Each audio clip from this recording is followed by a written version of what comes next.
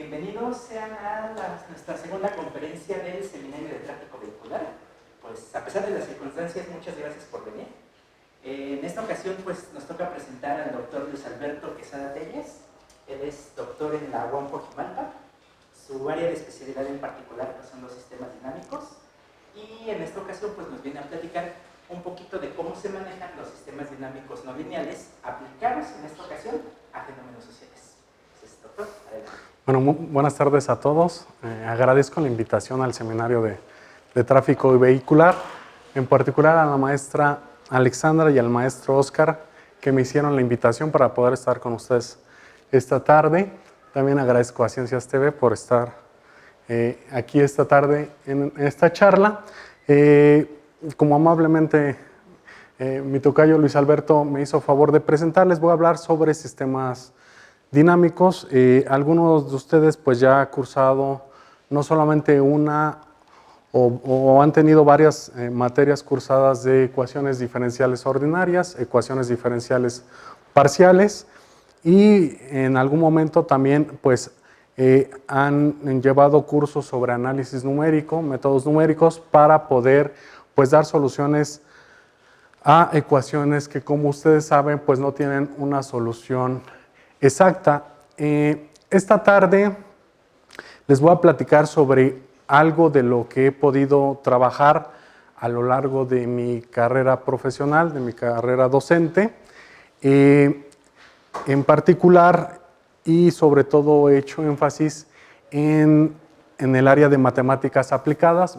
Sobre todo pues sí me han llamado mucho la atención la parte de las matemáticas, todas las áreas, en particular, como ustedes y lo pueden observar, en sistemas dinámicos, pero sobre todo sistemas dinámicos, pues me ha captado mucho la atención, particularmente para resolver problemas. Como ustedes saben, los sistemas dinámicos particularmente pues han surgido en ciencias básicas para resolver problemas que aquejaban a la humanidad. Por ejemplo, cómo era el comportamiento de los planetas, que en algún momento, desde Newton, desde la mecánica celeste, se preguntaron cuál era la trayectoria de un misil. Pero hoy en día vemos que no solamente los sistemas dinámicos han podido resolver algunos problemas en ciencias básicas, en ciencias como la física, como las matemáticas, en problemas de ingeniería, sino que también los sistemas dinámicos han podido participar en las soluciones de problemas sociales.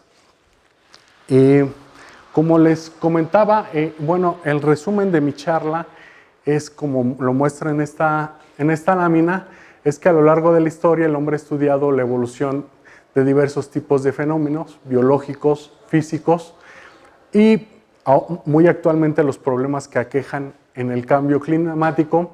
Pero no solamente ellos, sino hoy en día también tenemos problemas como las crisis en las bolsas de valores, problemas económicos, problemas también sociales. Y pues los sistemas dinámicos nos han permitido no solamente dar soluciones, sino también poder generar algún tipo de predicción. Entonces el objeto es entender mejor esto último para llevar a cabo este tipo de análisis. Entonces, bueno, la charla es, como les comentaba, voy a hablarles algo de lo que se le denomina como caos. Luego les voy a hablar sobre lo que ustedes ya algunas personas visto, y si no han visto, pues les voy a dar una pequeña introducción de lo que son sistemas dinámicos discretos, sistemas dinámicos continuos. Sobre todo voy a hacer énfasis en las aplicaciones y en las posibles líneas de investigación, que espero pues les llame la atención. Bueno, en esta lámina dice, ¿qué entendemos por el caos? ¿No? Dice, el caos es entendido como aquel estado general de confusión y desorden. Es una palabra que nosotros comúnmente utilizamos dentro de nuestro lenguaje. Si utilizamos el transporte público, en particular el metro, decimos, bueno, el metro viene con mucho caos, ¿no? O estaba en una zona donde era prácticamente caótica, ¿no? Entonces es una palabra que comúnmente utilizamos, ¿no? Entonces lo que sí nos queda claro es que muchas veces el caos, la palabra caos, se puede inferir como si existiera un desorden, ¿no? La palabra caos realmente tiene un enfoque o una definición matemática. La definición que aquí les estoy trayendo es una definición que yo tomo de un libro de Devaney que se llama Un primer curso de sistemas dinámicos, teoría y experimentación. Es un libro ya un poco antiguo, pero es una definición que hasta la fecha, hoy en día, se ha preservado y donde nos dice que hay una función que mapea de x a x y se dice que es caótica o que forma un sistema dinámico caótico si se cumplen tres condiciones. Es decir, esa función o ese sistema para que sea caótico debe de tener tres elementos, tres características. Una de ellas es que el conjunto de todos los puntos periódicos de F forman un conjunto denso en X. La segunda es que la función es transitiva. Y la tercera es, que es muy famosa, habla sobre las condiciones iniciales, ¿no? Si se dan cuenta, estos tres elementos, pues tendremos, la primera pregunta que se nos va a hacer es, bueno, habla sobre conjuntos densos. ¿Qué es un conjunto denso? ¿Qué significa cuando una función es transitiva, ¿no? Por ejemplo? O si no es transitiva, ¿qué pasa? Y la otra es, ¿qué pasa cuando existe una sensibilidad a las condiciones iniciales, ¿no? Entonces, una manera de ejemplificar esto es, por ejemplo, en el caso de las condiciones iniciales. Hace un par de años salió en el cine una serie de películas que se llamaba algo de destino, ¿no? Destino Final. Entonces, si alguno de ustedes pues es cinéfilo, en estas películas hablaban implícitamente del caos y sobre todo, en particular, de esa última característica que era sensibilidad a las condiciones iniciales. Retomando un poco los objetivos de esas películas, si se acuerdan, en realidad hablaba en esas películas sobre desastres que le ocurría a la gente o a los protagonistas de esas películas. Entonces ellos tenían la capacidad de poder regresar en el tiempo antes de que ocurrieran esas catástrofes o tuvieran esos episodios trágicos, y la característica o el objetivo de la película era mover un poco las condiciones. Si iban a pasar por una calle A y podían tener la oportunidad de regresar en el tiempo y sabían que conducir sobre ese carril A los iba a llevar a un evento trágico, lo que hacían es que inmediatamente cambiaban la condición, es decir, ya no tomaban ese camino porque se habían visto que sobre ese camino tenían un acontecimiento trágico. Entonces optaban por tomar otro camino, pero el otro camino que estaban tomando quizá era más trágico que el que estaban dejando de tomar. Entonces, a lo que alude esa película es que pequeñas variaciones que tú hagas sobre el comportamiento que tengas, sobre la trayectoria que tengas, en este caso están hablando de soluciones, de las soluciones de las órbitas. Si nosotros estamos cambiando esas condiciones iniciales o esos puntos de referencia, las órbitas o las trayectorias nos van a llevar a dinámicas totalmente diferentes. Entonces, la palabra caos, como les decía, es una palabra totalmente, su definición es totalmente matemática. Bueno, aquí les presento lo que es un modelo matemático. Bueno, como ustedes saben, un modelo matemático pues es una abstracción donde nosotros, a través de un formalismo, a través de un lenguaje, nosotros podemos expresar el comportamiento de un fenómeno, que muchas veces esas abstracciones son pequeños modelos o pequeños, pequeños laboratorios donde nosotros vamos a estudiar o analizar el comportamiento. Un sistema dinámico pues se entiende como un sistema o aquel sistema que simplemente evoluciona en el tiempo.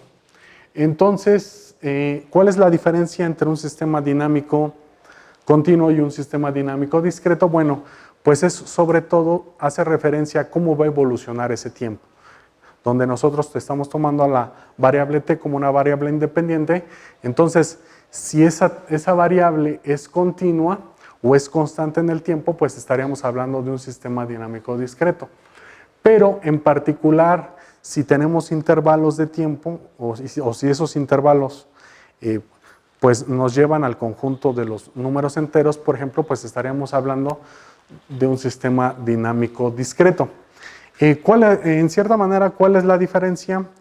¿O qué sería mejor atacar un fenómeno con sistemas dinámicos continuos o sistemas dinámicos discretos? ¿Qué creen ustedes que sea mejor?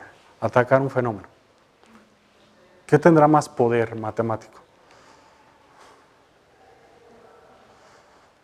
Sería preferible usar sistemas dinámicos continuos, ¿no? Porque el tiempo es... Continuo, ajá. ¿Quién más? ¿Sería indiferente?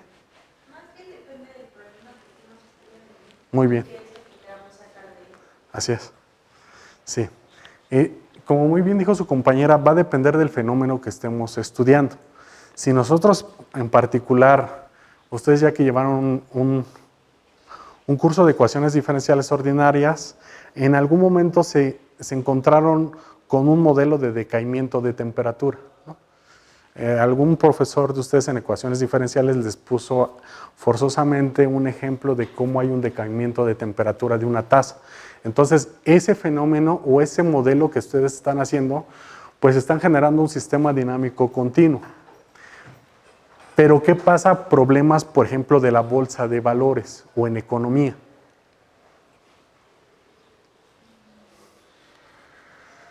En economía, particularmente los economistas, ya no utilizan los sistemas dinámicos continuos, sino utilizan sistemas dinámicos discretos. Y van a decir que ¿por qué? Ahorita les voy a poner un ejemplo, ¿no? Bueno, el caballito de batalla o el ejemplo más importante dentro de el caos o de los sistemas dinámicos caóticos es lo que se le conoce como la ecuación logística, ¿sale? Como ustedes saben, de los primeros que propuso el modelo fue Verhulst, un matemático belga. Este modelo que él propuso fue retomado del famoso modelo exponencial de Malthus. ¿Alguien conoce cuál era el crecimiento poblacional malthusiano? ¿Han escuchado hablar de ello? Bueno, en aquel tiempo lo que importaba o el fenómeno que tenemos que analizar era cómo crecía la población. Entonces, para saber cuántos íbamos a ser dentro de 100 años y tomando una condición inicial, es decir, únicamente las personas que estamos ubicadas en este salón, pues nosotros podíamos ejercer un modelo, que es el modelo malthusiano, donde la solución involucra una función exponencial. Entonces, como ustedes muy bien conocen, una función del tipo exponencial crece en el tiempo. Entonces, pues alguien en aquel tiempo, en el periodo de Malthus, pues creía que era un buen modelo matemático que podía describir el comportamiento de la población total en el tiempo. Pero alguien llegó y le preguntó a Malthus, y que es la pregunta que ahora yo les hago a ustedes: ¿creen que la población pueda crecer de manera exponencial? Pues no, sin ser matemáticos creo, o sin ser demógrafos, no puede crecer porque va a tener que llegar hasta un límite, lo que conocemos como un límite, ¿no? ¿Y cuál va a ser el límite? Que nosotros vivimos en una esfera, es decir, en un planeta. Nosotros no podemos seguir creciendo. Bueno, hasta el momento podemos seguir creciendo y quizá irnos a otro planeta, pero hasta el día de hoy tenemos una superficie de tierra limitada. Y lo que más importante, creo yo, no es la tierra, sino algo que limita el crecimiento de la población es qué pasa con aquellos medios que nos hacen vivir. ¿Creen que, por ejemplo, la comida sea infinita? Pues no. Entonces, alguien como Malthus en el modelo llega y le dice a Malthus, ¿sabes qué? Que no creo que la población crezca indefinidamente.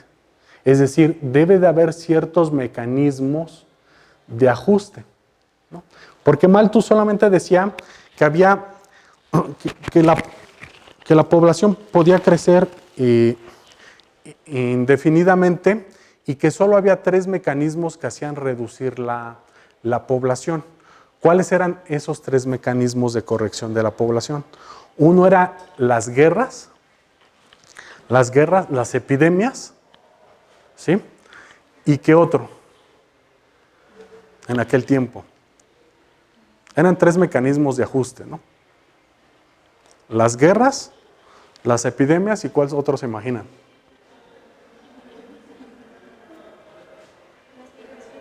¿Mande? Las migraciones, ¿sale? Entonces, otro modelo que plantea Bell Hooks es un modelo que critica el modelo de Malthus y sobre todo el planteamiento de ese modelo nos lleva a esta ecuación logística. ¿Cuál es la característica de esta ecuación logística? Que ahora existen 2 estados estacionarios, es decir, el sistema tiene 2 soluciones, una en el cero y otra que se le conoce como la capacidad de carga. Entonces, si mi población es inferior a ese estado estacionario que es el no trivial, que es el no cero, va a converger en el tiempo hacia ese estado estacionario. Y si mi condición inicial o mi población inicial es superior a ese estado estacionario, va a converger de manera asintótica hacia ese estado estacionario. Entonces, el modelo de población está definida de esa manera. Como ustedes pueden ver, el sistema o la ecuación es un sistema dinámico discreto que vive en el cuadrado unitario 0,1 cruz 0,1. Es una función continua en el espacio X y está mapeada bajo esta iteración, ¿sale? Entonces, lo que estamos viendo en estas gráficas, por un lado es el mapeo de la función sobre ella misma en un periodo de tiempo mayor y del lado derecho lo que estamos viendo es la serie de tiempo. Entonces, aquí el parámetro que juega un papel fundamental es ese lambda, si se dan cuenta. Entonces, estas gráficas que van a ver aquí, para un valor de lambda de 0.5 bajo esa condición inicial, si se dan cuenta, es estable mi sistema. Es decir, converge hacia el estado estacionario. Pero ¿qué pasa, por ejemplo, cuando lambda obtiene un valor de 3.2? Si se dan cuenta, ya no converge, ¿no?, hacia un estado estacionario. Entonces, si vemos del lado derecho la serie de tiempo, ¿qué es lo que empieza a pasar a la trayectoria? Empieza a orbitar entre 2 valores. Esos 2 valores los puedo ver acá en el mapeo. Es decir, toma cualquiera de estos 2 valores, que es el grosor del rectángulo. Este grosor y la amplitud en el eje de x más 1 es la misma amplitud que van a tener en la serie de tiempo, ¿sale? Pero ¿qué pasa cuando ese valor lambda es de 3.9? Entonces, si se dan cuenta, ya la órbita se vuelve totalmente irregular. Es decir, tiene un comportamiento caótico. Entonces, ante fenómenos de este estilo, lo que podemos decir es que En el caso de la población, si retomamos el ejemplo de la población, yo no puedo pronosticar en el futuro cuál va a ser su dinámica o qué valor va a tener exactamente si la función muestra un comportamiento caótico. ¿Sale?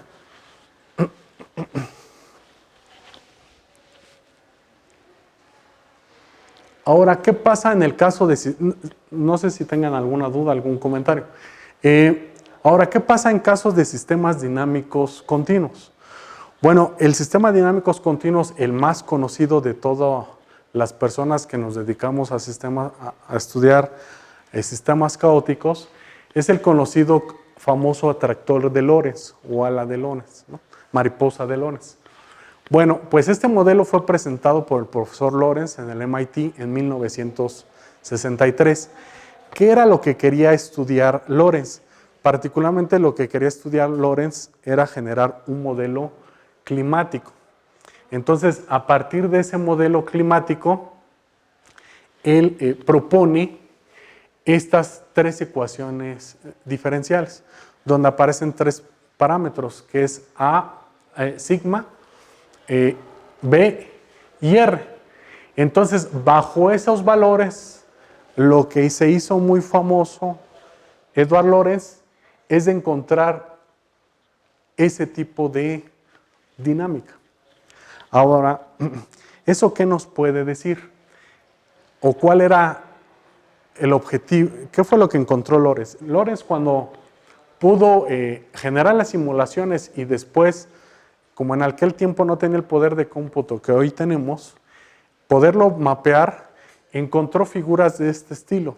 Entonces, lo primero que se dio cuenta es que no era fácil poder pronosticar el periodo del clima por largo tiempo. Y si nosotros movemos condiciones iniciales a lo largo de ese espacio-fase, todas las trayectorias que se encuentran dentro de este espacio-fase van a ser en cierta manera atraídas a la dinámica que tiene esa mariposa. Entonces va a ser difícil conocer cuál es el valor o cuál va a ser el clima para un determinado tiempo. Entonces, estos son de los ejemplos más,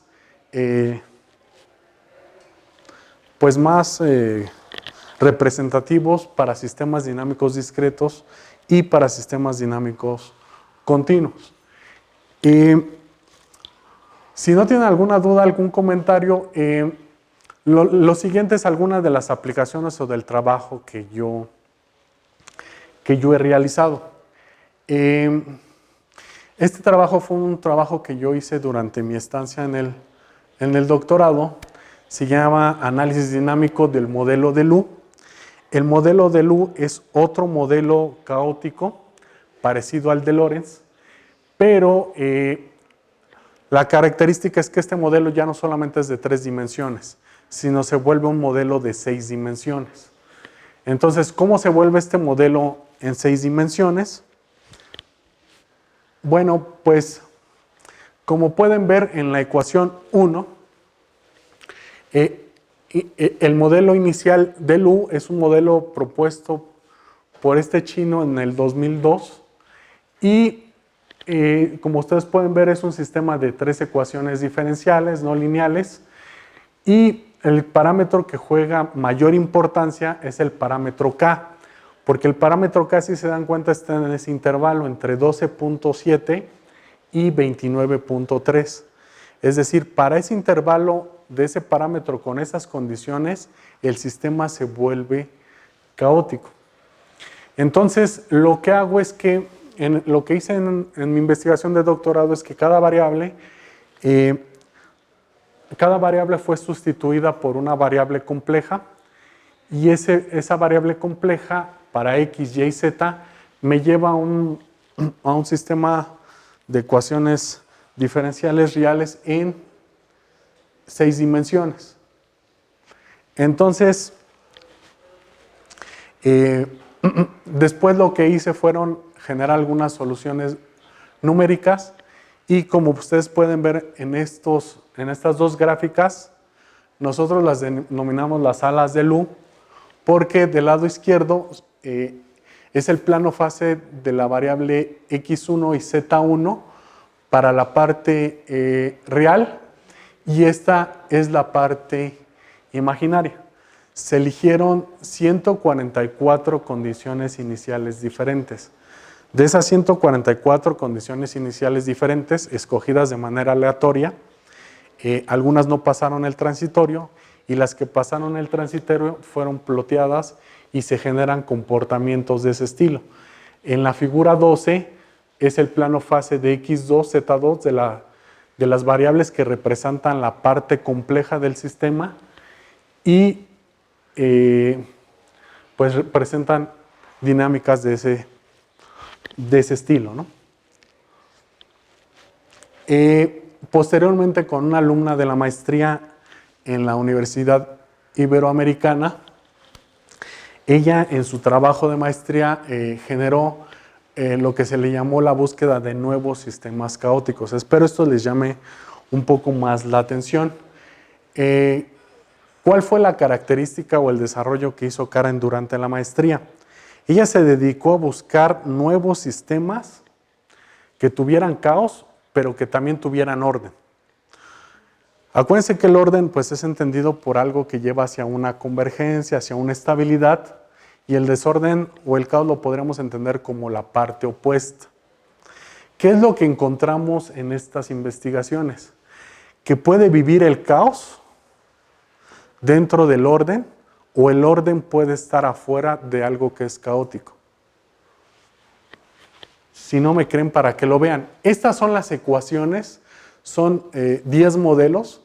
La característica, si se dan cuenta, es que a diferencia de Lorentz, hay ecuaciones donde ya hay términos cruzados de la parte no lineal, por ejemplo en el M9, que es ese YZ menos Y cuadrada, pero ya hay términos cuadráticos, cosa que en los clásicos, en los sistemas clásicos caóticos de Lorentz, Chen y Lu, no hay términos cuadráticos, solamente hay términos cruzados, que es la parte no lineal.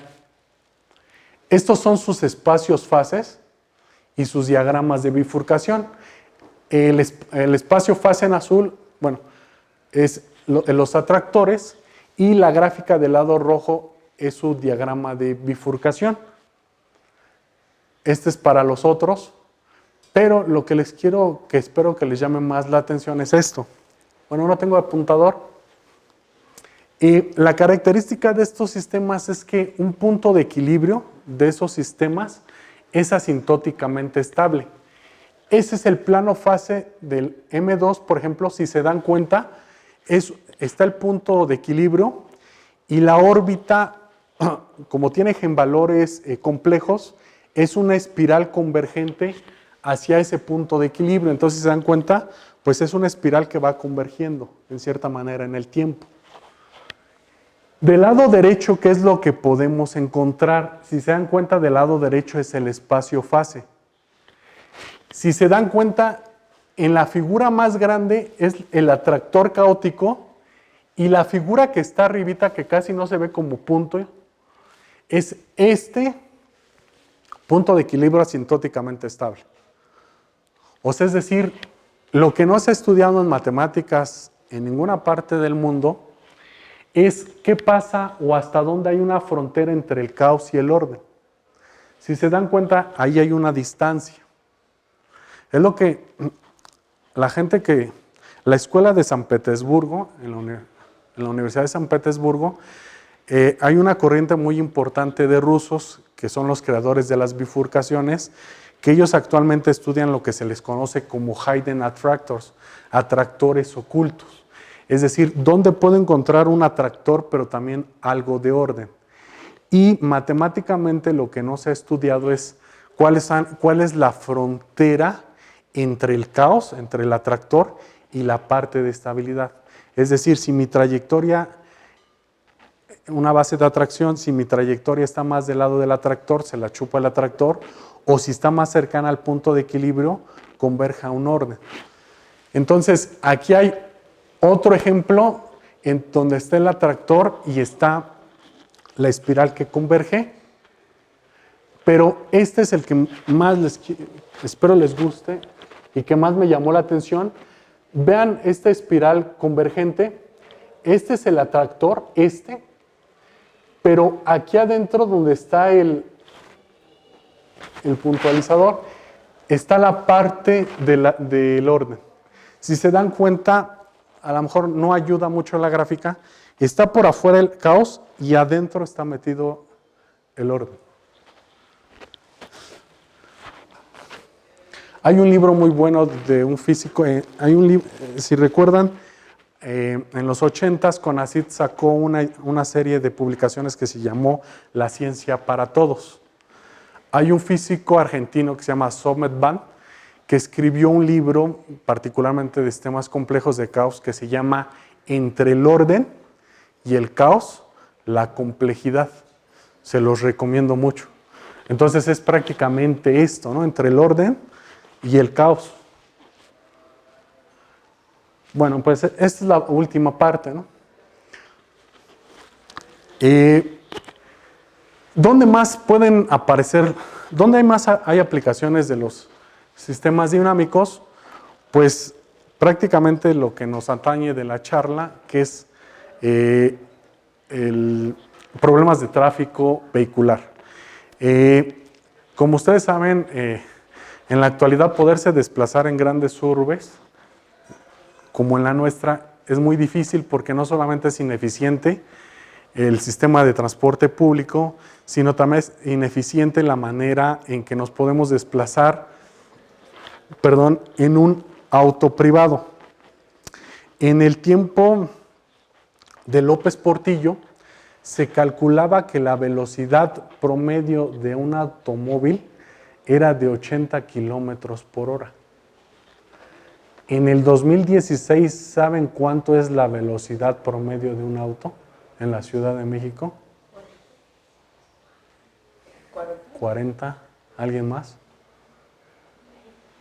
Es de 30 kilómetros por hora. ¿Qué les dice una velocidad promedio de 30 kilómetros por hora?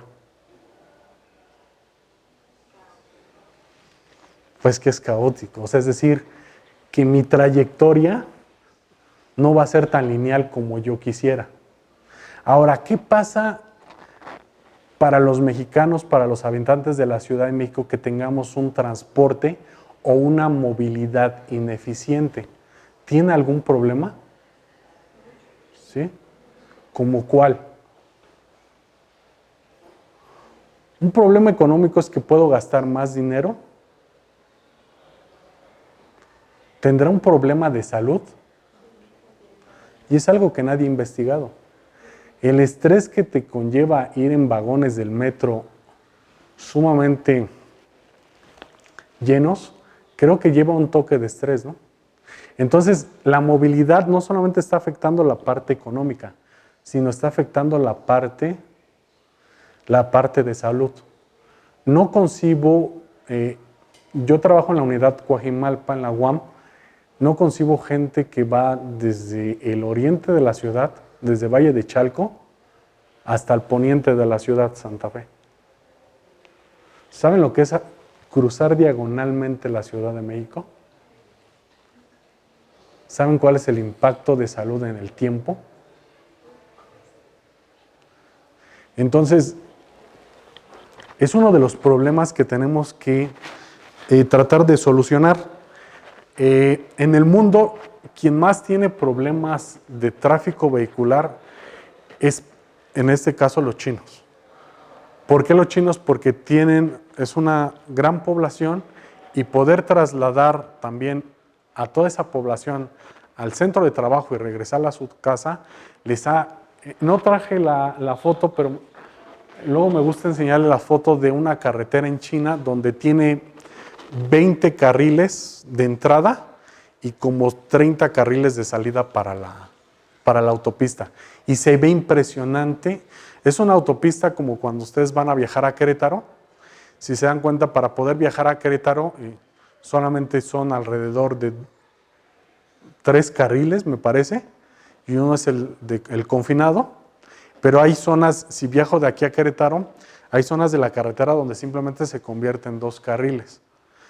¿Qué pasa? Que cuando ustedes llegan a una caseta de cobro, por lo regular, hay más líneas de cobro, entonces esos 2 carriles se terminan convirtiendo en 8 carriles.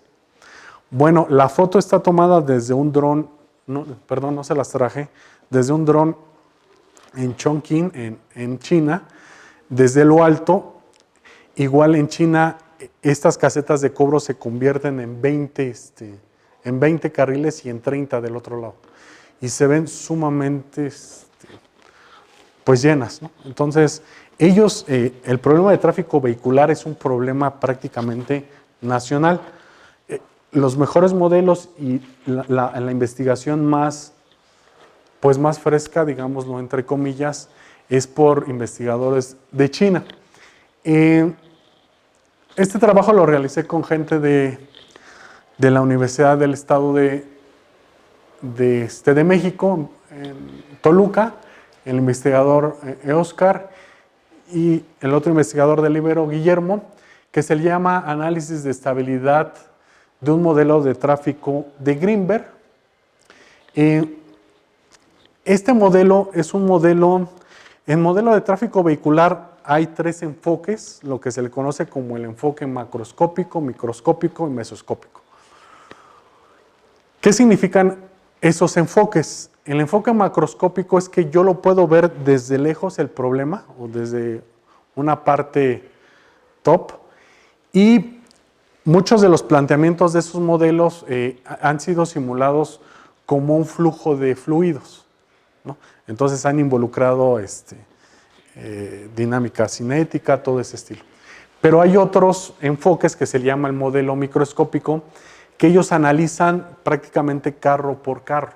O sea, es decir, el análisis va concentrado más en el conductor, no es tanto visto como un flujo. Este análisis fue planteado por Greenberg en los años 50, donde él retoma a través de un modelo cinético, tres componentes principales, donde habla sobre la densidad medida por la variable K, la velocidad y el flujo. Entonces, él crea este famoso diagrama fundamental. Si se dan cuenta, en esta última gráfica, él presenta lo que es la densidad medida por K, el flujo. Por supuesto que la densidad, cuando empieza a aumentar, el flujo también se incrementa, pero llega un modelo, la densidad tal, Kc, donde alcanza un máximo la curva, esa parábola, y posteriormente el flujo o la velocidad, en lugar de aumentar, empieza a disminuir. Entonces, tanto el punto trivial 0 es el punto donde ningún automóvil se mueve, y se le conoce como el jump, que es el K, donde la densidad es tan alta que hay muchos autos, pero nadie se mueve. Es el que se le conoce como el embotellamiento, ¿no? Entonces, ese planteamiento analiza 3. Entonces, ¿qué fue lo que hicimos? Relacionamos esas 3 variables porque Greenberg solamente, él retoma parámetros de un carril, me parece en Texas o en Pensilvania, y analiza el flujo, la densidad. Es una investigación totalmente práctica, y después lo que nosotros hicimos fue en cierta manera convertir un modelo en dinámica discreta. ¿Y qué creen? Que ese modelo pues presenta un comportamiento caótico. Si se dan cuenta, este tipo de mapeos, aquí lo que estamos analizando es la densidad con el flujo. Son mapeos que se parecen mucho a la ecuación logística que les había presentado. Entonces, ¿qué significa esto? Que el modelo en realidad, bajo ciertos parámetros, funciona muy bien, pero ¿qué significa que el modelo sea, antes de pasar a otra cosa, qué significa que el modelo sea caótico? Si ustedes se imaginan un solo carril de flujo, tengo un auto líder y un auto seguidor. El following car y el leader car y el following car. El modelo, el planteamiento se le conoce como el car following model, que es el modelo del carro siguiente. Y la intención es de que qué tanto avanza el líder, el seguidor lo sigue. En teoría, si nosotros tuviéramos un desplazamiento, una velocidad constante, una densidad dada, un flujo constante y una velocidad constante, en realidad lo que estaría pasando es que nuestra dinámica es como si nosotros tuviéramos carros autónomos. Si nosotros tuviéramos carros autónomos, la velocidad y el desplazamiento sería prácticamente homogéneo. No habría ningún momento pues mal dinámica, ¿no?, del tráfico. ¿Qué es lo que pasa? Que cada conductor no es la misma velocidad o el mismo manejo que tiene cada conductor. Hay conductores que son más agresivos, otros que son más conservadores. Entonces la velocidad no es homogénea y el flujo. Entonces, si se dan cuenta, hay gente que adelanta mucho, otra gente que hace que el tráfico sea más despacio. Entonces, si esas distancias entre el coche líder y el coche seguidor se pudieran medir, cómo son más amplias o más pequeñas, generaría como si fuera una serie de tiempo, esa distancia. Cuando ustedes analizan esa distancia de los dos autos, pues si fuera homogénea sería prácticamente constante. Pero como depende del conductor, esa distancia genera un comportamiento como esta que les había enseñado. Como esta serie de tiempo. Entonces, donde su dinámica no es previsible, se vuelve caótica. Nosotros tendríamos que tener una dinámica prácticamente de ese estilo, donde fuera lineal. Entonces, esto es prácticamente lo que desarrollamos en esta investigación. Bueno, la parte de caos no solamente existen planteamientos como de tráfico, sino aquí con otras personas del Instituto Potosino de Ciencia y Tecnología generamos un sistema de reacción para soluciones químicas. No me voy a meter un poco en esto, sino voy a seguir en la parte de tráfico, pero bueno, también genera comportamientos caóticos. El sistema de ese estilo, ¿no? Es un sistema totalmente químico. Esto es un poco, perdón, de lo que les hablaba de la parte de los atractores ocultos, donde esta parte de investigadores de la Universidad de San Petersburgo, si se dan cuenta, el atractor es lo que se ve con la parte de color verde, pero adentro de ese atractor, se dan cuenta, hay un punto rojo que es el punto de equilibrio y existe una convergencia hacia ese punto de equilibrio.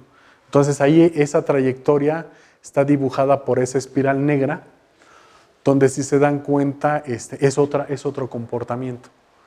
Entonces eso es lo que se le conoce como atractores ocultos. Bueno, esta es un área de las líneas.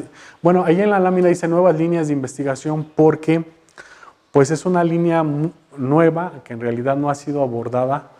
Falta mucho por hacer en prácticamente en todos los sistemas dinámicos y que pues actualmente se sigue trabajando en particular esta línea de atractores ocultos.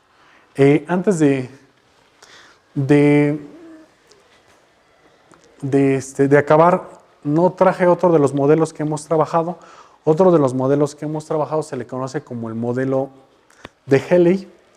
Este modelo lo que se le conoce es que ahora nosotros es parecido al modelo logístico, pero se van incorporando en cierta manera componentes como qué tan agresivo es el conductor, si tiene un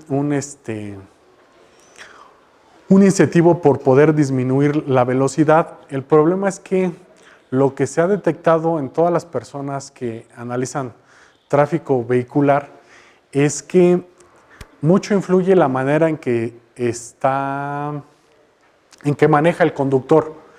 Entonces, hoy en día otra de las líneas de investigación en tráfico vehicular es lo que se le conoce como autos autónomos. En particular, aquí en la UNAM, esa línea de autos autónomos la trae el doctor Raúl Rojas, que es, como ustedes saben, es mexicano, se formó en el Politécnico y actualmente es profesor, ganó el premio del mejor profesor, creo, en el 2014, 2015, en la Universidad de Berlín. Ellos, junto con Audi y Mercedes-Benz, traen el proyecto de generar autos autónomos. Entonces, el doctor Raúl Rojas, a varias universidades mexicanas, la UNAM, me parece que el IMAS, nosotros en la UAM, particularmente nosotros en la UAM Coajimalpa, fue en cierta manera donado o prestado este auto con la intención de que todos estos modelos que ustedes pueden ver en el caso de tráfico vehicular se puedan vaciar sobre la tarjeta madre de estos carros autónomos y que ellos pues tengan la habilidad para poder ante un obstáculo poderlo esquivar.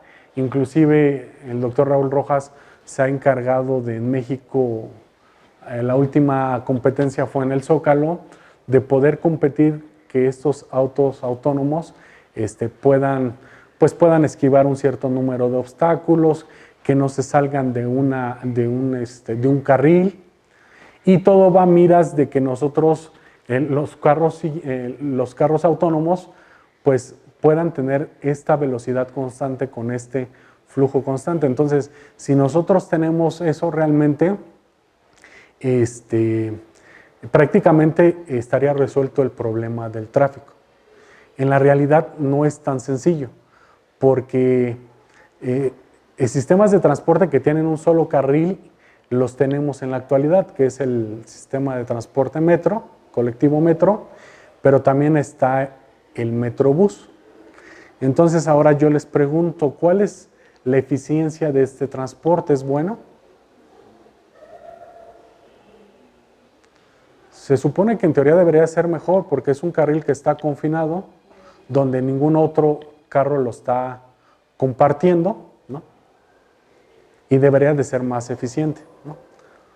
Entonces, profesores como el doctor Carlos Hercheson y su equipo pues han encargado de estudiar no solamente la dinámica de transportes en un solo carril, como el metro y el metrobús, pero en estos tipos de modelos como el de Greenberg, como el de Heli, que son modelos de tráfico vehicular en un solo carril. ¿Por qué en un solo carril? Porque cuando ustedes incorporan carriles, ¿qué creen que le pasa al modelo? Se empieza a volver más complejo.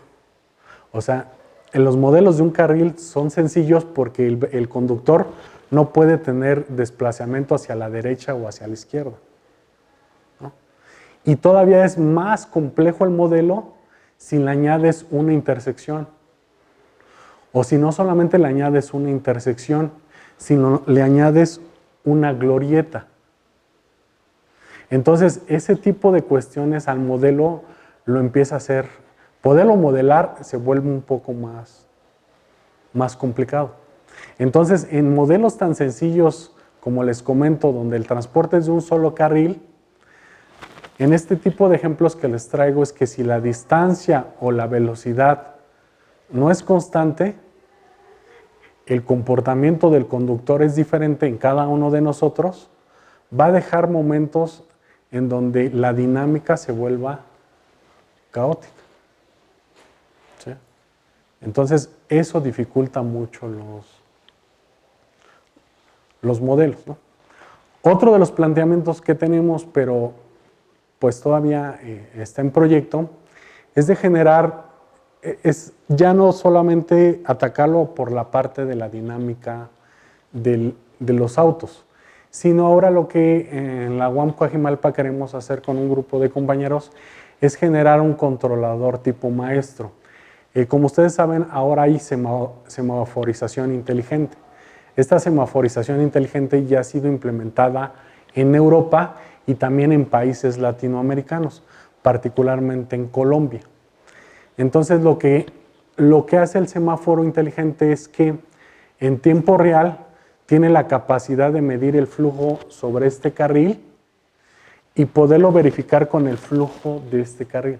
Entonces, se les llama inteligentes porque si aquí es más importante si hay más autos o más densos sobre el carril, el semáforo tiene que tener la capacidad de darle mayor tiempo al verde que sobre este carril que tiene menos autos. Entonces va a descongestionar este carril privando a otro. Eso es sencillo siempre y cuando solamente tuviera una intersección. Pero si yo lo llevo a una malla donde hay varios semáforos o donde hay una colonia, como la colonia Roma, entonces yo ya voy a tener diferentes semáforos. Entonces deberíamos de tener un controlador maestro, que ese controlador, a partir de teoría de control, lo que usan los ingenieros, de ese controlador maestro que pudiera en tiempo real ver qué semáforos tienen más carga y poder optimizar unas rutas donde modelar el tráfico, ¿no? Y pues para eso ya tenemos, o sea, en la UAM ya se puede construir un semáforo inteligente, pero necesitamos particularmente el espacio de poder comprobar esto. O sea, esto difícilmente podemos hacer una maqueta donde podamos ver este controlador. También necesitamos, en cierta manera, el apoyo de las autoridades para en una cierta malla probar si un controlador maestro puede dirigir sobre los semáforos inteligentes. Entonces, en cuestiones de tráfico vehicular, pues hay todavía mucho por estudiar. Y pues eso sería todo de mi parte. ¿Alguien tiene alguna pregunta? Comenzar. Una pregunta, ¿se han hecho estudios sobre la movilidad autónoma que no dependa de la industria automotriz? Porque por lo que veo todo está respondiendo a seguir manteniendo el modelo económico y hacer estudios que le sigan funcionando al sistema. Entonces, también una vez leí un artículo que en Holanda había funcionado mucho la movilidad autónoma a partir del uso de la bicicleta y destinan un solo carril. Un solo carril en toda la ciudad solo para la bicicleta, no la reducción de un carril como se ha implementado en México que no funciona, sino un carril completo del espacio de un auto. ¿Se tienen estudios en la complejidad sobre la movilidad autónoma? Pues no, hasta el momento no. Sí, desafortunadamente, todos los modelos, cuando escuchas de tráfico, pues sí caen a la parte de tráfico vehicular. Porque desafortunadamente en la Ciudad de México todavía nos seguimos, no tengo el dato exacto, pero un gran porcentaje de nosotros todavía nos seguimos moviendo en auto, ¿no? En sistemas donde pues la combustión interna es lo principal. Ya se ha hecho mucho por poder incorporar movilidad a través de bicicletas, pero les comento durante la charla que, por ejemplo, conozco gente donde se desplaza de oriente a poniente, otro es que se desplaza gente de Ecatepec a Ciudad Universitaria. Entonces, algo que también es muy importante y que no hemos visto es que, o los modelos no ven en la actualidad, que la topología de las calles es finita y está dada. Y es una topología totalmente irregular. O sea, ustedes pueden llegar a la colonia Roma y pareciera tener un grid, una malla aparentemente regular. Pero te vas a otras colonias o simplemente en Santa Fe, donde yo convivo, y donde es solamente una entrada, una salida. Y si se colapsa esa entrada y salida, no les quiero decir, se quedan ahí prácticamente medio día en Santa Fe, porque no pueden ni salir ni entrar. Entonces, mi propuesta, que no es tan oficial, que a lo mejor una propuesta sería que dependiendo de las actividades que tuviéramos, poder generar o poder cambiar la malla o esta parte de la topología de la ciudad, tendríamos que tirar y construir otra vez la Ciudad de México. Y eso se me hace pues costoso y difícil. Yo a lo mejor mi propuesta, que es un poco salvaje o primitiva, es que dependiendo de la actividad económica que tengas, que pudiéramos hacer un trueque de habitación. O sea, es decir, si yo convivo en Santa Fe porque ahí es mi campo laboral, dependiendo del catastro de la casa que tengo, poder equiparar una casa de un valor catastral igual que viva en Santa Fe y poder hacer una permuta. Y al hacer esa permuta es porque a lo mejor el de Santa Fe, que tiene un valor catastral igual, porque si yo dijera, yo me voy a Santa Fe, pues a mí me gustaría irme a las lomas de Chapultepec o a Bosques, ¿no? Pero el que vive en Bosques, quizá mi casa no le va a gustar. Entonces él no va a querer compartir la permuta. Tendría que haber una permuta equiparable en un sentido económico. Entonces, al tener una permuta equiparable en el sentido económico, que yo pudiera usar su casa y que él pudiera usar mi casa, porque él a lo mejor trabaja en la Pedro Domecq, que está en Los Reyes, y que yo vivo en el oriente de la ciudad. Y a lo mejor ahí sí poder desplazarme en bicicleta. Eso es lo que he pensado. Bueno, todos los modelos que he visto de tráfico. Que las iniciativas que se han hecho casi siempre son las empresas las que las hacen. Y que casualmente cuando ocurren catástrofes como lo que ocurre aquí, nacen estas ideas como de la bici. Yo te ayudo a subir en tu bici, vámonos juntos. O sea, son pocas las iniciativas ciudadanas o de universitarios, ¿no? Por eso están estos seminarios también. Pues una idea de qué hacer para movilidad, por lo menos aquí, si te centras ya en Ciudad Universitaria. Yo les decía a ellos también, yo tengo una idea así de loca de cerrar a Ciudad Universitaria los carros, que fueran netamente bicicletas. Bueno, esa sería mi opinión al respecto, ¿no? Claro que hay que sustentarla con alguna simulación. En Inglaterra eso es lo que pasa. O sea, vas a Londres, al mero centro de Londres, y hay filtros, ¿no? Como si fueras de aquí al Zócalo.